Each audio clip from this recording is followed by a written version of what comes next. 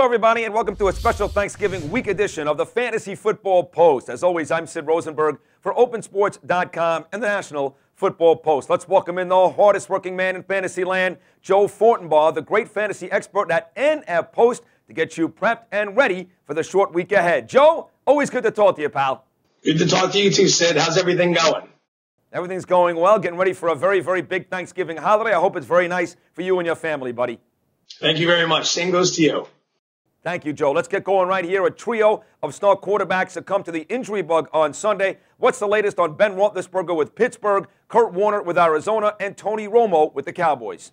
Well, Roethlisberger's status won't be updated until later Tuesday when Mike Tomlin has his press conference. They are calling it, and all signs point to a concussion. However, he is expected to play Sunday, despite any neurological testing that might go on. As long as the tests come back positive, he's expected to play. Quarterback Tony Romo exited Sunday's game. Back problems he was having. He's going to be limited in practice this week, but he's expected to go as well on Thursday against the Oakland Raiders. And as far as Kurt Warner's concerned, he feels he can play this Sunday. He also had a head issue. They're not calling it a concussion just yet. He's going to try to play. It's not a guarantee at this point.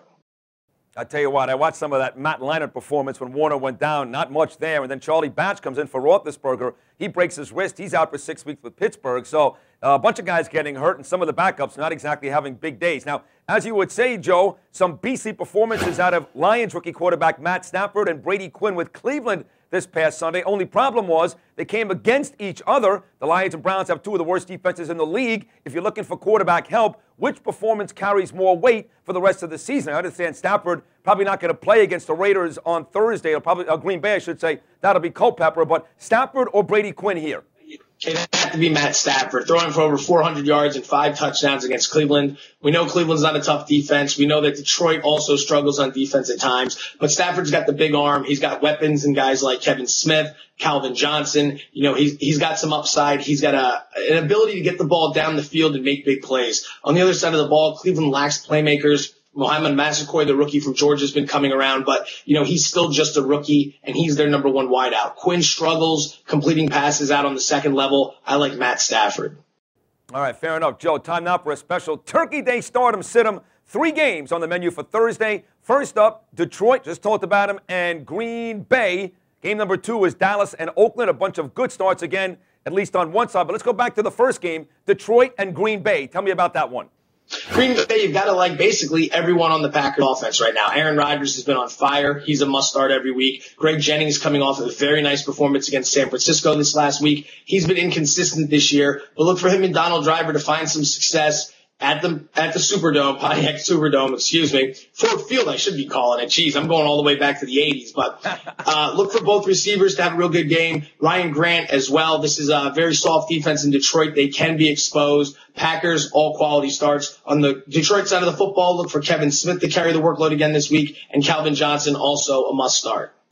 Let's get back to game number 2. As I said, the Raiders coming off a huge win last week over the Bengals, and Dallas still in first inside the NFC East. What about that matchup?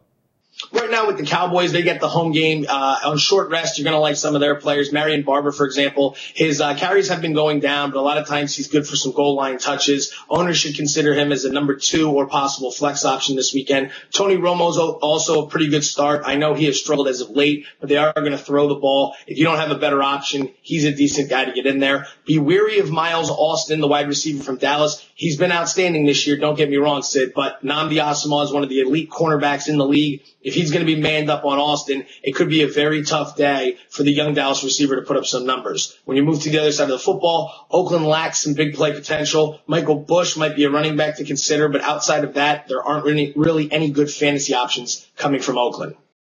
Third and final game, the Giants at Denver. The Giants came alive on offense against Atlanta last week. Joe, big efforts from Mario Manningham, Steve Smith, Hakeem Nicks. Denver really going in the opposite direction, especially on offense here. Giants at the Broncos, third and final game on Thanksgiving. What do you see there? Broncos side of the football, you got to like Noshawn Marino. He's getting a few more carries than Buckhalter right now because Buck's battling a knee injury. And exactly when you look at the Giants lately, played real well in the game against Atlanta, still struggle a little bit on defense against the run, have been vulnerable at times. So look for Marino to have an impact. He's a good flex option this week. Brandon Marshall, also a good start if Kyle Orton plays. If Sims is in there, be very, very suspicious of the situation. Moving to the New York side of the football, Brandon Jacobs, look for him to pound it.